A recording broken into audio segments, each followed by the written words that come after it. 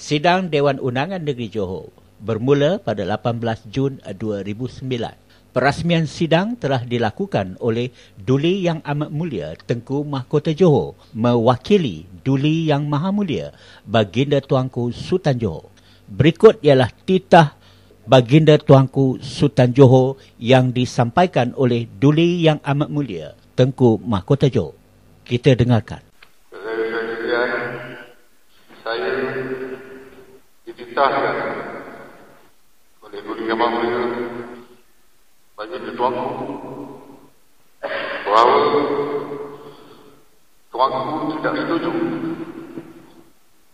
dengan cadangan membina jambatan ini.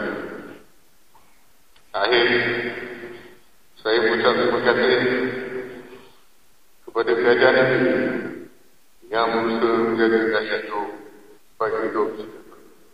Sekian. Wabillahi taufiq wal hidayah.